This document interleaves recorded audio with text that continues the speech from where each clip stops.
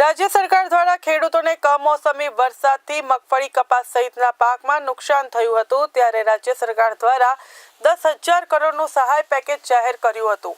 આ બાદ ખેડૂતોએ આ સહાય મેળવવા માટે 15 દિવસ સુધી ઓનલાઈન અરજી કરવા સરકારે જાહેરાત કરી હતી। ત્યારે અમરેલીના ખાંભા તાલુકાના દાઢિયાળી ગ્રામ પંચાયતમાં મોડી રાત સુધી VCA ખેડૂત સહાયના ફોર્મ ભરતા દેખાઈ રહ્યા છે।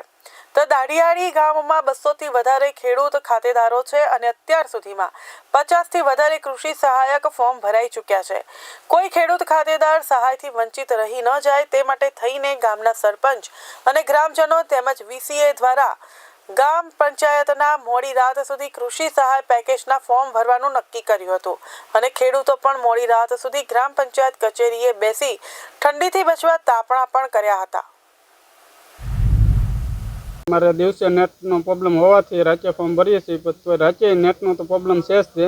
રાચે કેમ કે 2 વાગ્યા લગી ખેડૂતોની લાઈનમાં રહી છે અને તાપણા કરીને ફોર્મ ભરે છે અને તોય છતાં કાંઈ નેટ હાલતું નથી અને 10-12 લોકોના ફોર્મ ભરાય છે અને એ આજથી જ ચાલુ કર્યું છે। પહેલા દિવસે તો બહુ ટ્રાય મારી પણ સર્વે ડાઉન જ બતાવે છે કે કોઈ નેટના સકડા હાલતા જ નથી। એ પછી અમે નિર્ણય કર્યો ગામ લોકો અને સરપંચ અને VCA કે ભાઈ આપણે રાચે કરીએ અને કોઈ જાત ખેડૂતને તકલીફ ન થાય, પણ તોય ખેડૂત અત્યારે રાચે 2 વાગ્યા લગી ફોર્મ ભરવામાં વારામાં ઊભા રહી છે। અમારા ગામમાં નેટવર્કની કનેક્ટિવિટી ઓછી આવવાથી દિવસે ફોર્મ નથી ભરાતા અને ખેડૂતો બધા મજૂરી કામ કરવા જાય છે કે ખેતરે જાય છે। એને હિસાબે ગ્રામજનોએ અને ગામના સરપંચે અને ઓપરેટરે અમે એવો નિર્ણય લીધો છે કે રાત્રે ફોર્મ ભરવાનું, જેને હિસાબે રાત્રે સર્વર આવે અને ગામ લોકોના બધાના ફોર્મ ભરાઈ જાય અને ઓનલાઈન બધાના કોઈ ભાઈ ખેડૂત રહી ન જાય એને હિસાબે અમે આજે રાતથી ચાલુ કરેલ છે, જેને ગામજનોનો અને ખેડૂતો બધાએ ઓનલાઈન વારાફરતી કરાવવામાં નમ્ર વિનંતી।